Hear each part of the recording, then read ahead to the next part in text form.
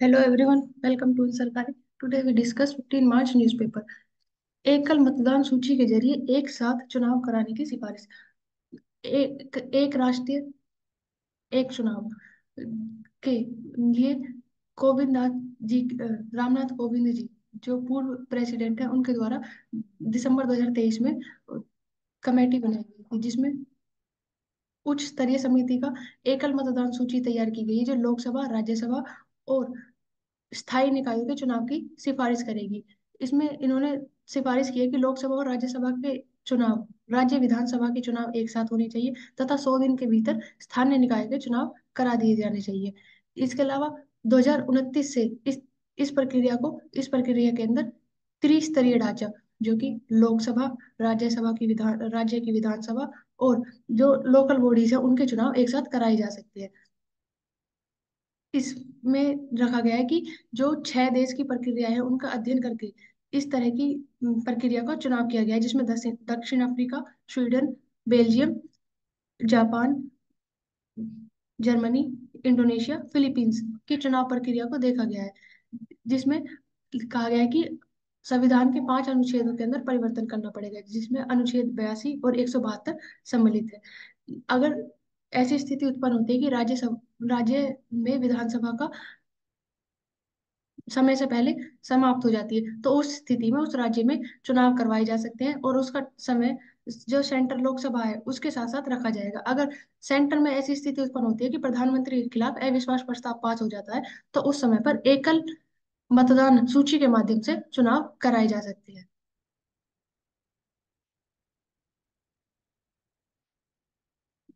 किस तरह से प्रधानमंत्री स्ट्रीट वेंडर आत्मनिर्भर योजना के माध्यम से बा, बयाल, 62 लाख से अधिक लोगों को 11,000 करोड़ रुपए की ऋण प्रदान किया गया है, ताकि जो पीएम स्वनिधि योजना है उसके तहत रेहड़ी पटरी वालों को, लाखे परिवारों को प्रोत्साहन दिया जा सके और उन्हें आत्मनिर्भर बनाया जा सके स्ट्रीट वेंडर आत्मनिर्भर योजना के तहत। मनुष्य को आपत्ति का सामना करने में सहायता देने के लिए मुस्कान से बड़ी कोई चीज नहीं हो सकती। प्रेरणा, आप ऐड करोगे इसमें कुछ?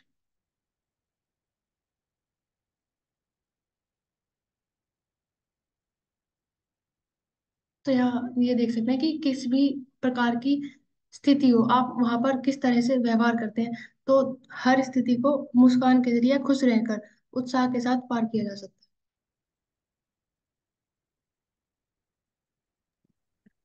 यहाँ पे हम हेल्थ की बात करें तो कार्डियक रिस्क फैक्टर्स की बात की जा रही है कि जो मतलब लोअर मिडिल इनकम पॉपुलेशन है और जो पुअर पॉपुलेशन है वहाँ पे ये केसेस ज़्यादा देखने को मिलते हैं। वहाँ पे रिस्क फैक्टर्स भी हाई हैं।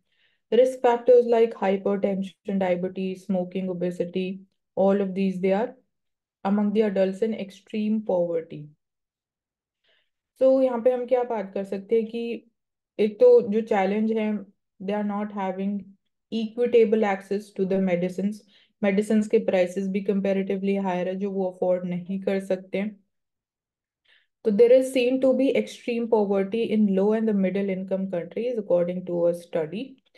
एंड इंडिया में अगर हम बात करें कि क्या मेजर्स लिए जा रहे हैं, तो one we talk about Jan Aushadhi केंद्र, जहाँ पे जो कॉस्ट ऑफ मेडिसिन है वो 80 to 90% कम है कंपेयर टू जो मार्केट में मेडिसिन आप डायरेक्टली अगर केमिस्ट से खरीदने जाते हो।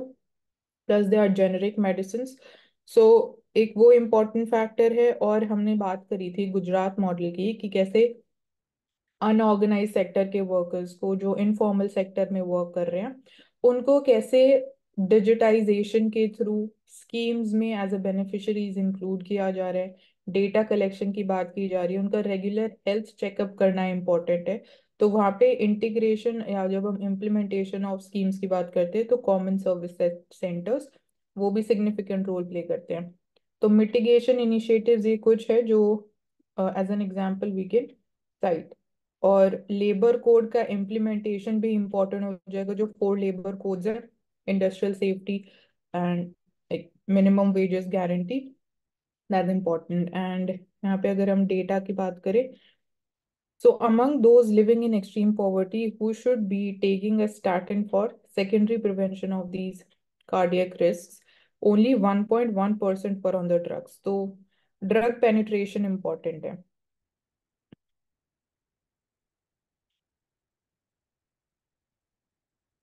तो इसमें ये भी है कि अगेन लाइफस्टाइल डिजीजेस, जो सेडेंट्री लाइफस्टाइल की हम बात करते हैं कि जो हायर इनकम पॉपुलेशन है वहां पे भी हमें देखने को मिला हायर प्रेवलेंस ऑफ डायबिटीज. तो diseases they are varying, like obesity की भी हम बात करते हैं अडल्ट पॉपुलेशन में, they are at much higher risk. तो there is this clear gradient. तो लोअर इनकम में different we can say set of diseases है, एंड हायर इनकम में टॉक्ड अबाउट जैसे डायबिटीज, हाइपरटेंशन, स्ट्रेस. तो mental health integration of that becomes important. On for example Tamil Nadu की there is an example of a scheme जहाँ पे intervention for the non communicable diseases is delivered at the door step of the patient. तो door step delivery ये हमने Gujarat model में भी बात करी थी. तो evaluation of these schemes. So the name of the scheme is Makalai Teddy Maruthuvan scheme, specifically designed to address these important gap in the healthcare system. तो नॉन कम्युनिकेबल डिजीजेस के लिए फर्स्टली जैसे टाइमली हम बोलते हैं कि test कराने चाहिए आपको, जो फुल बॉडी टेस्ट है वो इम्पोर्टेंट है. उसके बाद हम उसको डायग्नोज करते हैं एंड देन ट्रीटमेंट के लिए हम आगे जा सकते हैं. और जेनरिक मेडिसिन, जन औषधि केंद्र पो पॉपुलेशन के लिए सिग्निफिकेंट है. नेक्स्ट टॉपिक यहाँ पे बात हो रही है रोडामाइन बी. तो what is the risk associated with this, और ये स्ट्रीट फूड में ज्यादा यूज किया जाता है. तो जैसे कि आप पिक्चर में भी देख सकते हो, Divya you can scroll it up, कि पिक्चर में आप देख रहे हो जैसे you are not doing this one, जो साइड वाला आर्टिकल है वो ऊपर स्क्रॉल कर दो थोड़ा. हाँ ये वाला. तो इसमें जो फ्लोरोसेंट डाई के पर्पस के लिए यूज किया जाता है रोडामाइन बी. तो कॉस्मेटिक्स में, टेक्सटाइल इंडस्ट्री, लेदर इंडस्ट्री, मतलब जहाँ पे भी फ्लोरोसेंस आपको दिखती है that is because of rhodamine B. तो food colouring agent not just in cotton candy जो कि आप पिक्चर में देख सकते हो, but even in sweets also, and even specifically in Chinese delicacy भी रोडामाइन बी यूज किया जाता है. So it can cause cell deaths, और अगर लॉन्ग टर्म यूज किया जाएगा, and it can damage the cerebellum tissue जो कि ब्रेन में टिश्यू होता है. तो it can have negative impacts, damaging impacts on a cerebellum brain. And there is recent evidence कि ये डैमेज कर रहा है किडनी को भी, लिवर को भी, and increases the risk of stomach tumour. तो it is not a food colour but it is toxic to human body, and it is also carcinogen, मतलब कि कैंसर भी हो सकता है. तो रेगुलेटिंग इट्स यूसेज इम्पॉर्टेंट हो जाता है, having more study and awareness के पर्पज से एक एस्पेक्ट हो सकता है. Secondly we can talk about food safety standards authority of India, testing of the food facilities, restaurants. So even it has approved certain food colors and flavors जो कि safe है for the human consumption. तो testing important हो जाती है. For example like caramel, riboflavin, saffron, annatto. तो हम जो natural flavors, flavoring agents use कर सकते हैं, they can be replaced. and यहाँ पे एग्जांपल्स दिए हुए हैं बाकी ग्रीन कलर के लिए, ब्लू कलर के लिए कौन कौन से जो फ्लेवरिंग एजेंट्स है विच आर ऑलरेडी अप्रूव्ड. तो इजी अवेलेबिलिटी रोडामाइन बी की, that needs to be checked. It might be possible कि ये एक चीपर ऑल्टरनेटिव भी हो सकता है एज अ फ्लेवरिंग एजेंट. तो role of FSSAI is important. Now coming to the next, north Indian diet high on salt, low on potassium and proteins. यहाँ पे भी नॉन कम्युनिकेबल डिजीज का रिस्क की बात हो रही है, diabetes, hypertension and all of that. तो high salt intake, bleached salt, तो हम बोलते हैं ऑल्टरनेटिव क्या है, रॉक सॉल्ट. रॉक सॉल्ट आपको कंज्यूम करना चाहिए. डाइटरी वेरिएशंस है तो न्यूट्रिशनल डाइट के ऊपर शिफ्ट होना इंपॉर्टेंट है. देन जैसे कि हमने बात करी थी कुछ टाइम पहले कि गुरुग्राम में कैसे self farming, those initiatives play an important role, like kitchen gardens एक तरीके से, दैट्स इम्पोर्टेंट. सो ये यहाँ पे और कुछ नया एलिमेंट नहीं है। सो यहाँ पे जो जो लेवल्स मेंशन्ड है, WHO levels, healthy individual they consume substantially less than 3.5 gram per day of potassium. तो ये डेली इंपॉर्टेंट लिमिट है कि आपको इतना डेली कंज्यूम करना चाहिए potassium, recommended for healthy population. तो यहाँ न्यूट्रिशनल डाइट की, हम न्यूट्रिशनल सिक्योरिटी की बात कर सकते हैं। And then there is kidney disease outcome quality initiative 2020 guidelines also.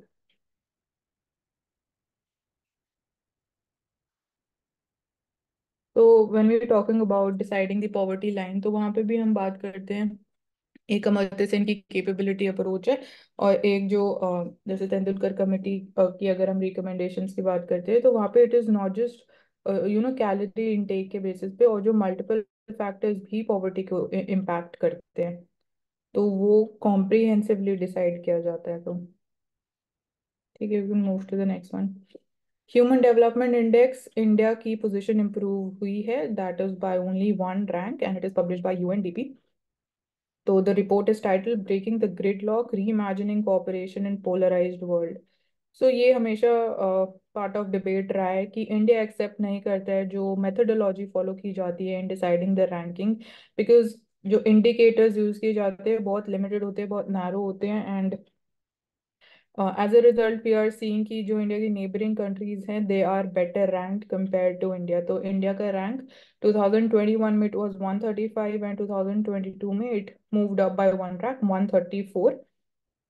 191 countries को रैंकिंग प्रोवाइड की जाती है। अपार्ट फ्रॉम दिस, जो लाइक नेबर्स है, श्रीलंका की रैंक 78 है, China is rank at 75, Bhutan is at also 125, and Switzerland is at number 1। तो अभी रिसेंटली हमने बात करी थी एफ्टा अग्रीमेंट की, जिसमें स्विट्जरलैंड एक मेंबर कंट्री है।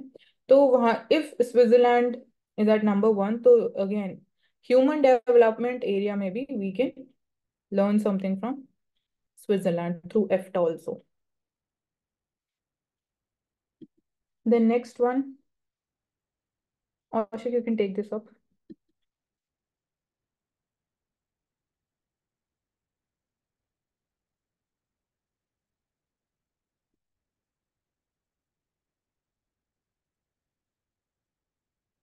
Ashik,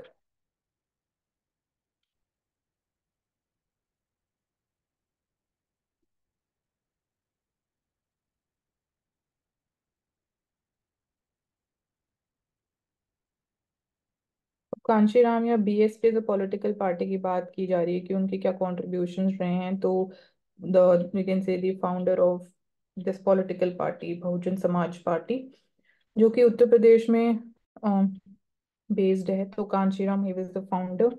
सो लाइक इनिशियली अगर हम बात करते हैं 1980s की, 1990s की, तो मंडल कमीशन रिपोर्ट इंपॉर्टेंट है, and political formulations, new economic social religious formations की बात की जाती है, तो he propagated and supported the ideas of doctor B.R. Ambedkar.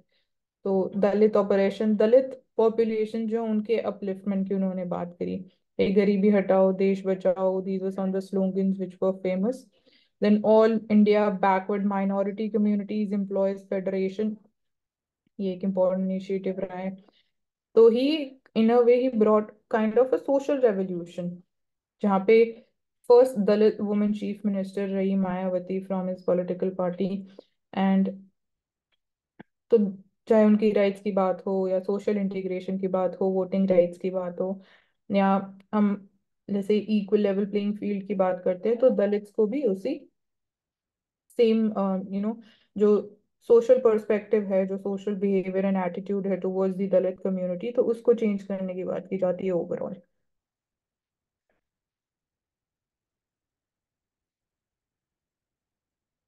And so that's all जो majorly we can say in short.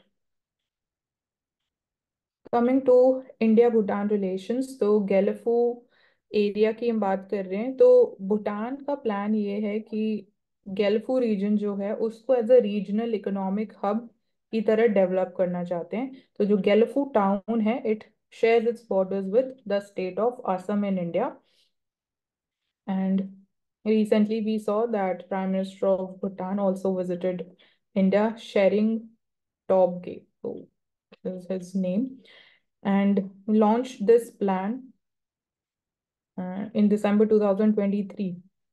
So the plan was again Galfu Mindfulness City. तो even in terms of कि उसका architecture blueprint क्या होगा, and administratively क्या new initiatives लिए जाएंगे, zone like separate and investor friendly laws को support करने की बात की जा रही है, कार्बन न्यूट्रल सिटी होगी, माइंडफुलनेस सिटी की अगर हम बात कर रहे हैं, वेलनेस हब की तरह देखा जाएगा, it would be properly planned. Even in terms of जैसे बाकी एग्जांपल्स दे रखे हैं, अगर हम बात करते हैं फाइनेंशियल हब्स की, तो फॉर एग्जांपल सऊदी अरेबिया का नियोम सिटी, इंडोनेशिया का नुसंतारा सिटी, तो these are examples of the financial hubs. और अगर हम बात करते हैं लाइक डिफरेंट एक स्पेशलाइज्ड मॉडल बेस्ड सिटीज हैं, दुबई में बात करते हैं तो ग्लास के स्काई स्क्रैपर्स दुबई में, हांगकांग में है, सिंगापुर में है। तो इंडिया की एक्ट ईस्ट पॉलिसी की अगर हम बात करते हैं हमेशा की कनेक्टिविटी और इम्प्रूव होनी चाहिए और सीमलेस होनी चाहिए। तो connectivity with Myanmar, Bhutan, Nepal, that's there, and यहाँ पे Indo Pacific region, South East Asian nations, उनके साथ कोऑपरेशन की बात की जाती है। नॉर्थ ईस्ट इंडिया की जब भी हम बात करते हैं तो हमेशा कनेक्टिविटी प्रोजेक्ट्स जो है उसमें जापान, जाइका, हमेशा बहुत ज्यादा इन्वेस्टमेंट जापान का रहता है। देन हमने बात करी थी कि अगोरा खरतला railway ring which would be passing from Assam to Bangladesh, connecting with Kolkata, that is also been inaugurated. IMEC important हो जाता है। तो जो मेगा प्रोजेक्ट है that is kind of we can say कि सिंस चाइना बॉर्डर्स इट, तो सिक्योरिटी कंसर्न्स भी हैं, तो एक तरीके से नेसेसिटी भी है फॉर भूटान कि एयरपोर्ट कंस्ट्रक्शन की हम बात करते हैं या फिर following the international standards and having that expertise, so that जो आउट माइग्रेशन देखने को ज्यादा मिल रहा है भूटानीज यूथ का इन सर्च ऑफ जॉब्स, वो एक तरीके से कम हो सके। एंड कुछ जियो पॉलिटिकल कंसर्न्स की अगर हम बात करते हैं भूटान के ऊपर, तो first is again pressure from the China because it's sharing land border with Bhutan. Then Doklam stand off की हम बात करते हैं तो that is again at right junction between Bhutan, India and China. There is this boundary issue between Bhutan and China. Apart from this, when we're talking about the Galafu, so this would be again opening itself up in a controlled manner to the rest of the world, and साथ ही साथ simultaneously having negotiations with China. तो गैलफू project एक तरीके से this is important.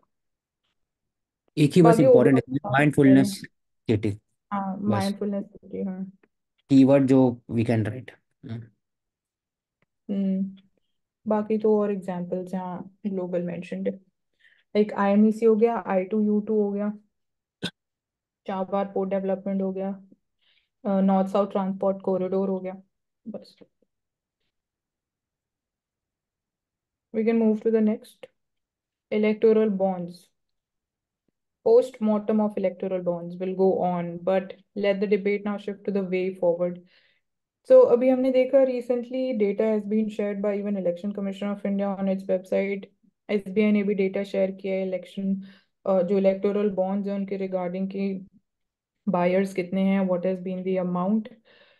Now अब इसके way forward की बात की जा रही है कि फॉर एग्जांपल जो डेटा है अभी, ऑल दो पूरा कंप्लीट फॉर्म में डेटा नहीं है कि कौन सी पॉलिटिकल पार्टी को वो पैसा गया।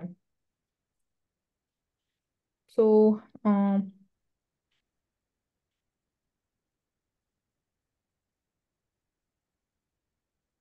पॉलिटिकल पार्टीज के ओवरऑल फंडिंग की बात हो रही है, अगर यहाँ कुछ मैं न्यू एलिमेंट्स में देखो तो।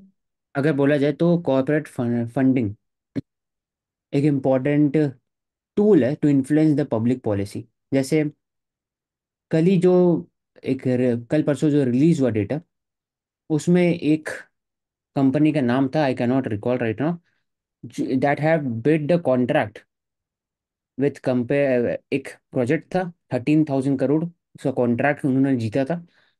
वो थे कंपटीशन में L&T, तो उनका भी नाम था एक तरह से। वो कितने हंड्रेड्स ऑफ करोड़ रुपीज दिए थे। तो ओवरऑल जो पॉलिटिकल फंडिंग में सबसे ज़्यादा जो पैसा दिया गया है तो नेशनल पार्टी जो अभी गवर्नमेंट में 6,000 करोड़, उसके बाद 1,400 करोड़ TMC, 1,400 करोड़ कांग्रेस, बाकी सब फिर आते हैं। तो उसमें भी इक्विटी नहीं है। उसके बाद फिर जो पॉलिटिकल फंडिंग दिया जा रहा है उसमें 21,000 के ऊपर जो है it is reported to EC, उसके नीचे नहीं है। तो सोल्यूशन इसका बोला गया था, दो सोल्यूशन। एक तो स्टेट फंडिंग, लेकिन एस वाई कुरैशी जी बोल रहे हैं कि स्टेट फंडिंग होने से क्या होगा कि आप डिपेंडेंट हो जाओगे स्टेट के ऊपर में, और कैसे इलेक्शन में स्पेंड हो रहा है वो पता नहीं चलेगा। नॉन सीरियस कैंडिडेट बढ़ जाएंगे, सबको भी लगेगा कि नहीं मुझे पैसा चाहिए स्टेट से, मुझे पैसा चाहिए। तो उसमें भी एक लिमिटेशन होना चाहिए। सेकंड बात हो रहा है कि state funding of the political party on the basis of the percentage of vote and performance in the last 2 to 3 election, ऐसा कर सकते हैं।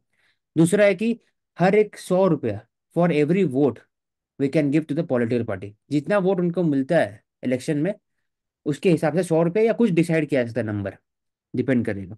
ऐसे क्या होगा कि जो एक एलिगेशन है क्रोनिक कैपिटलिज्म का वो कम हो सकता है। और दूसरा कि आप कैसे जो खर्च करते हो पॉलिटिकल पार्टी उसका भी ऑडिटिंग होना चाहिए बाय द ईसी और सीएजी। या तो खुद करिए या तो CAG will appoint third party auditor to audit the election expenditure by the political party. फिर एक है example, electoral trust. It is offered as an other solution, लेकिन इसके बाद ट्रांसपेरेंसी नहीं है।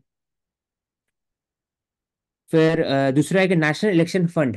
Most of the viable solution national election fund है। जो भी कोऑपरेट होंगे, प्राइवेट एंटिटी हो जाएंगे, they can donate to this fund, वहाँ इनकम टैक्स कनेक्शन मिलेगा। और ओवरऑल वही फंड से we can distribute that fund to the political party. तो ऐसा कोई और कंट्रीज में हो रहा है कि नहीं, तो बोला गया कि 71 nation around the world provide state funding to political parties. वो सिस्टम जो 86% यूरोपियन कंट्री में, बाकी सब अलग अलग जगह पर है। तो overall according to him, S Y Qureshi ji, वो बोले कि फंडिंग, किसको फंडिंग दे रहे हैं, कहाँ से आ रहे हैं, एक्सपेंडिचर कैसे हो रहे हैं, ये एक चैलेंज है क्रोनिक कैपिटलिज्म का। इसको डील करने के लिए 4 एरियाज हो गए। पहला state funding of election to the individual candidate या political party. Second auditing of the fund, expenditure कैसे कर रहे हैं। Third electoral trust. Fourth national election fund, जहां से we can redistribute to the political party. और पांचवा है कि या तो सबके लिए सेम होना चाहिए, जितने परसेंटेज आपको वोट मिला उसके हिसाब से 100 मल्टीप्लाई कर दीजिए, 100 rupees for for every vote. तो that is four. Hmm. Next हम बात कर रहे हैं कि जो मिनिस्ट्री ऑफ इलेक्ट्रॉनिक्स और इंफॉर्मेशन टेक्नोलॉजी है उनकी जो पावर्स हैं। हम ओवरऑल यहाँ बात कर रहे हैं आर्टिफिशियल इंटेलिजेंस एडवाइजरीज जो रिसेंटली मिनिस्ट्री ने इशू करी। तो उसका लीगल स्टेटस क्या है? वो एक एडवाइजरी है, तो वो कितना मतलब लीगल है? अगर हम किसी भी इंसिडेंट्स के बाद, हर एक इंसिडेंट्स के बाद एक एडवाइजरी इशू की जा रही है, तो एक यूनिफॉर्म अप्रोच नहीं है। प्लस लीगली जो जिस एक्ट के अंडर वो एडवाइजरी इशू कर रहे हैं, इंफॉर्मेशन टेक्नोलॉजी एक्ट 2000, तो विदाउट एनी अमेंडमेंट्स आप जस्ट एडवाइजरीज इशू कर रहे हो, तो उसका कोई मतलब एक तरीके से लीगल सैंक्शन नहीं है। तो देर इज लाइक एम्बिग्विटी बहुत ज्यादा, उसकी वजह से और कंफ्यूजन क्रिएट हो रहा है। प्लस जो डिफरेंट एक्सपर्ट्स हैं, इंडस्ट्रियल एक्सपर्ट्स की बात करते हैं, तो वो इसको लेके और कंफ्यूजन क्रिएट कर रहे हैं। एडवाइजरी लॉ के अंदर ही डिफाइन नहीं है प्रॉपरली कि इसका मीनिंग क्या है, उसका क्या इम्पैक्ट होगा अगर कोई मिनिस्ट्री एडवाइजरी इशू भी कर रही है। तो अल्टीमेटली उसका कोई फाइनल, जो हम बोलते हैं कि फाइनल इम्पैक्ट नहीं हो रहा है अगर बिग टेक कंपनीज के ऊपर बात करते हैं। क्योंकि रिसेंटली हमने देखा एआई से रिलेटेड जो चैलेंजेस हैं, लाइक फेमस पर्सनालिटी है, डीप फेक इमोजी की deep fake video, Rashmika Mandanna जो मतलब बहुत वायरल हुआ। एंड देन हमने बात करी कि गूगल का जो एआई है जेमिनी, उन्होंने क्वेश्चन पूछा कि whether prime minister is fascist और नॉट। तो ये कुछ इश्यूज आए, तो हर एक इशू के बाद मिनिस्ट्री ने एडवाइजरी इशू करी। तो ये यहाँ पे ओवरऑल बोला जा रहा है। तो और मतलब लीगल पावर्स देना is going to be the, we can say कि एक्चुअल जो फाइनल सोल्यूशन होना चाहिए, कॉम्प्रिहेंसिव लॉ होना चाहिए फॉर द रेगुलेशन। एंड ताकि हम एक्चुअली उसको रेगुलेट कर पाए, जो भी एआई से रिलेटेड केसेस हमें देखने को मिल रहे हैं। तो तो मैं अंडर टेस्टिंग है, 3 एरियाज है। अनरिलायबल। हम्म। 3 एरियाज है। पहला कि पूछा गया कि आप जब एडवाइजरी कर रहे हो, क्या वो सेबी जैसा है, सेबी एडवाइजरी देते हैं या आरबीआई एडवाइजरी देते हैं, तो डिफरेंट होता है क्योंकि वो स्टैट्यूटरी बॉडी है। कोई क्वासी जुडिशियल फंक्शन बॉडी है। यहाँ आप एडवाइजरी दे रहे हो आईटी एक्ट के अंदर में। कोई ऐसा एक्ट इंडिया में रेगुलेटरी बॉडी है ही नहीं एज कम्पेयर टू सेबी या आरबीआई या फिर और बाकी सबका। पहला ये होगा। सेकंड, एडवाइजरी में जो टर्म लिखा हुआ है अंडर टेस्टिंग अनरिलायबल, तो उसका मीनिंग क्या है? वो डिफाइन नहीं है। तो ये दो चीज कारण बोला जा रहा है कि आपका जो एडवाइजरी है it will be not be followed, और फॉलो किया जाएगा तो लैक्सिटी रहेगा। एक एक कंप्लायंस बहुत कम रहेगा उसका। तो आप एडवाइजरी को करिए, लेकिन एक स्टैट्यूटरी बैकिंग के साथ करिए, या फिर आप कुछ रेगुलेटरी बॉडी के थ्रू करिए। तब थोड़ा सा हेवी, तब आप उसको इन्फोर्स कर सकते हैं और पिनलाइज कर सकते हैं अगर नहीं होगा तो dull and deliberative process of working stake holder consultation, तो कंसल्टेशन रिकमेंडेशन ये फॉलो नहीं होता है ढंग से एज कम्पेयर टू कि रूल्स एंड रेगुलेशन के थ्रू। तो अनडिफाइंड टर्म और लीगल स्टेटस नहीं है इसका, बस। नेक्स्ट हम देख रहे हैं कि क्या इंडिया में पॉवर्टी सच्ची में 5% तक डिक्लाइन हुई है, जो अभी हमने क्लेम देखा कि नीति आयोग के उन द मेंबर्स बीवीआर सुब्रमण्यम उन्होंने क्लेम किया कि इंडिया में जो poverty it is less than 5% on the basis of जो कि अभी recently house hold consumption expenditure सर्वे 2022-23 रिलीज किया गया। तो यहाँ पे सिर्फ ये सर्वे बात कर रहा है हाउस होल्ड कंजम्पशन एक्सपेंडिचर। तो आप खाली कंजम्पशन एक्सपेंडिचर के बेसिस के ऊपर ये कैसे क्लेम कर रहे हो कि पॉवर्टी 5% और उससे नीचे तक डिक्लाइन हुई है? जैसे कि I was just mentioning about कि तेंदुलकर पॉवर्टी लाइन की यहाँ बात हो रही है, इट इज मतलब डिफरेंट डिफरेंट कमिटीज रही हैं, तो उनके बेसिस पे आप जो रिजल्ट्स है वो भी डिफरेंट आ रहे हैं कि पॉवर्टी एक्चुअली कितना डिक्लाइन हुई है। And urban and rural areas के वो डिफरेंट ही रहेगा। तो पहला तो कि there is no declared income poverty line India में अभी तक। कोई ऐसा official declared income poverty line नहीं है, खाली अगर हम इनकम के बेसिस पे ही बात कर रहे हैं। एंड उसके अलावा तो यहाँ पे मतलब एम्बिग्विटी है, क्योंकि जो डेटा बोल रहा है और जो ग्राउंड सिचुएशन है क्या वो मैच हो रहे हैं? हम देखते हैं कि इन्फ्लेशन इंक्रीज हो रहा है, बट उनकी क्या रियल इनकम इंक्रीज हुई, रियल वेजेस इंक्रीज हो रही है? तो ऐसा तो नहीं हो रहा है।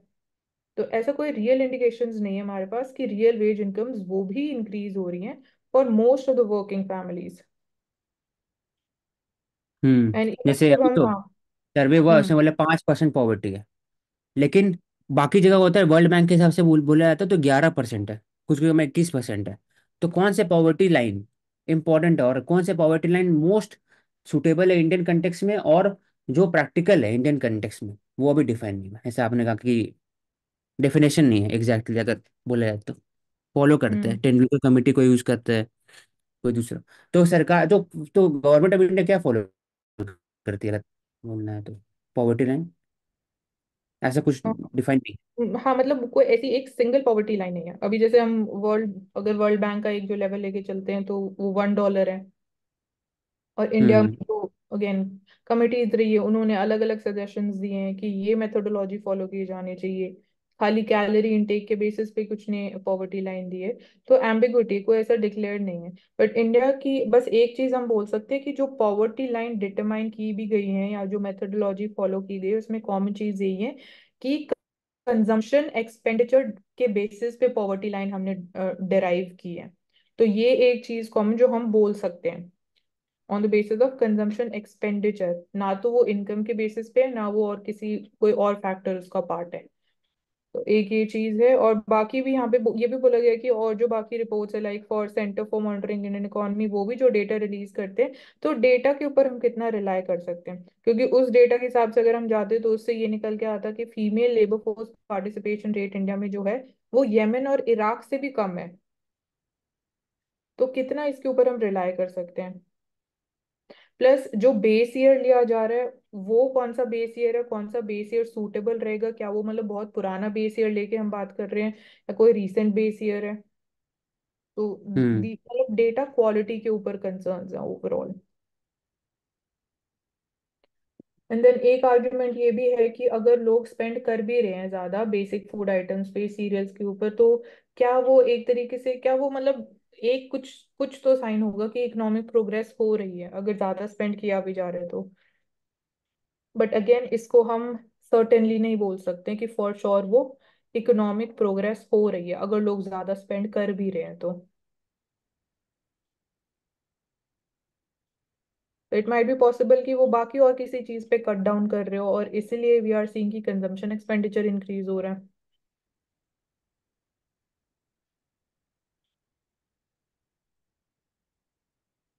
और अभी रिसेंटली हमने यूएन रिपोर्ट भी देखी है कि उसका डेटा ये बोल रहा है कि 74% इंडियन पॉपुलेशन ऐसी है जो कि मिनिमम न्यूट्रिशियस डाइट भी अफोर्ड ही नहीं कर सकते हैं।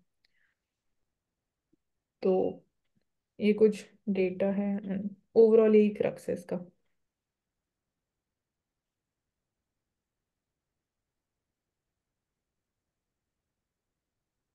Next we can move.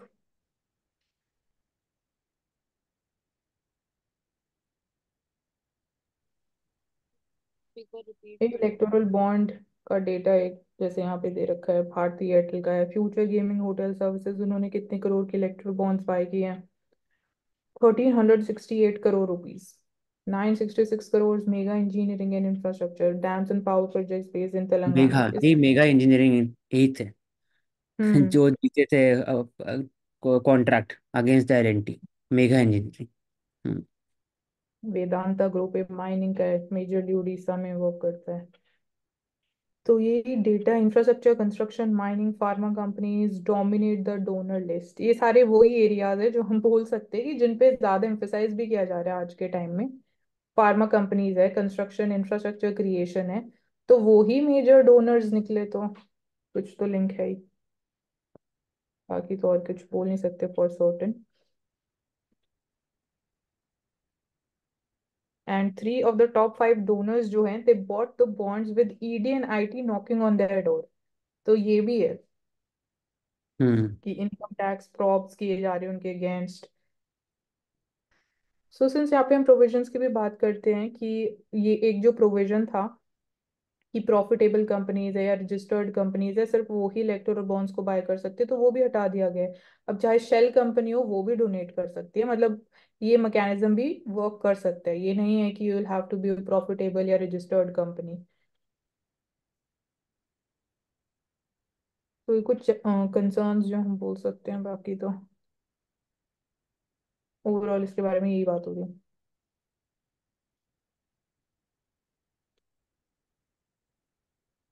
Next can move to the next one. तो ये भी एक पैटर्न हमने देखा है कि जो रूलिंग पार्टी होती है उसके पास ही 80 to 90% डोनेशंस रूलिंग पार्टी के पास ही जाती हैं। तो यहाँ बीजेपी के नंबर्स ये जस्ट दे रखे हैं। मोर मेगा देन इंजीनियरिंग 50%। बात की है, हाँ। हम्म। सच्चा धनी, वही लिखा हुआ ना, mega engineering bought bond 140 crore month before the Maharashtra project. Hmm. Getting this Maharashtra project. और इंडिविजुअल डोनर्स भी है, इट इज नॉट जस्ट कि कॉर्पोरेट से डोनेट कर सकते हैं, तो एज एन इंडिविजुअल भी यहाँ पे डेटा दे रखा है।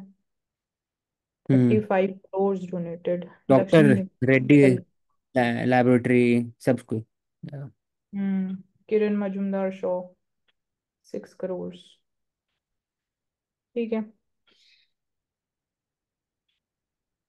ये आ गया ना कि अमंग टॉप 100 डोनर्स बहुत सारे अननोन एंटिटीज हैं। कौन एंटिटी, अगर शेल कंपनीज है हम एक्चुअली ट्रेस ही नहीं कर पाएंगे अगर डेटा भी पब्लिक हो जाएगा या शेयर किया जाएगा तो बैकग्राउंड तो नहीं पता ना, वो तो क्लियर नहीं है। हम्म।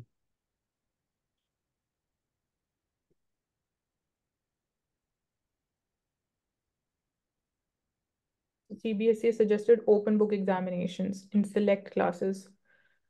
सो एक तरीके से न्यू फॉर्म ऑफ असेसमेंट जो हमने बात भी करी थी कि there would be again participation of teachers. In move to the next one Divya, आगे चलो।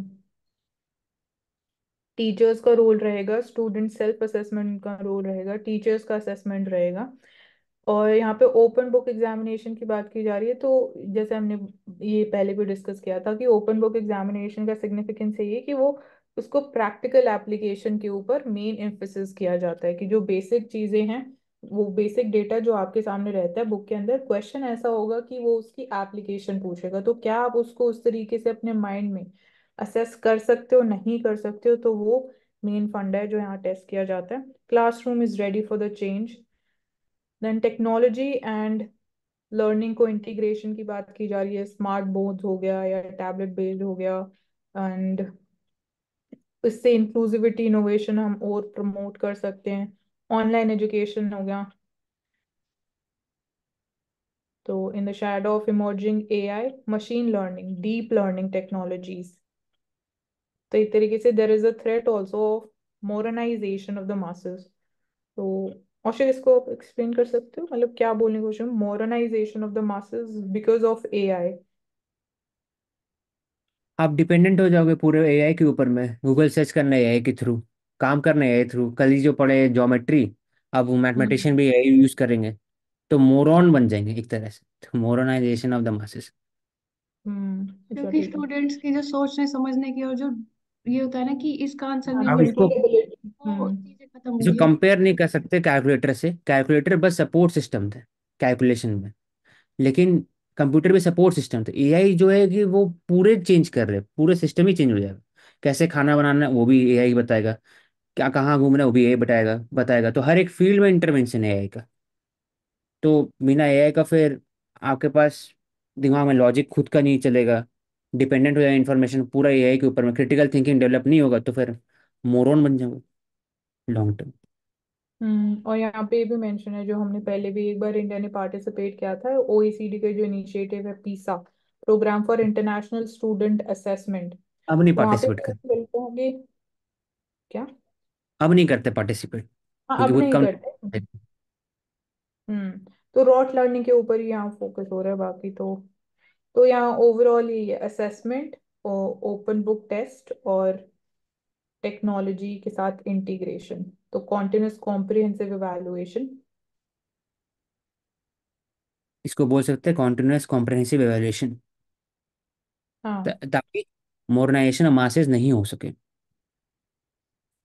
ओपन बुक इम्पार्ट करते हैं कि आपके पास जो डेटा फैक्ट है वो बुक में रहेगा, लेकिन उससे आप डिराइव कैसे करोगे आंसर, या फिर खुद सोच के कैसे क्रिटिकल थिंकिंग अप्लाई करोगे आंसर में, वो दिखाएगा कि आप कैसे सोचते हो, रादर देन कि आप फैक्ट और डेटा प्रोड्यूस करो क्वेश्चन पेपर आंसर पेपर में। इसलिए हम्म। क्या क्या लिखा हुआ है, argument formation skill, propensity for asking original out of box question. जैसे बोला जाता है कि थर्ड बैटल ऑफ पानीपत कब हुआ, तो कब हुआ नहीं पूछा जाएगा, क्यों हुआ, या फिर वहीं पर क्यों हुआ। ये हो गया क्रिटिकल थिंकिंग। तो ये चीज का थोड़ा सा स्लाइड ट्विक किया गया। ओपन बुक में तो पता रहेगा कब हुआ, सामने में लिखा रहेगा, लेकिन कैसे कैसे हुआ, क्यों हुआ, वहीं पर क्यों हुआ, सिर्फ पानीपत में क्यों हुआ, दिल्ली में क्यों नहीं हुआ, अफगानिस्तान में क्यों नहीं हुआ। तो थॉट हम्म। प्रेन्योर बोलते हैं, ताकि लॉन्ग टर्म में ऑन्टरप्रेन्योर से थॉट प्रेन्योर थिंकिंग।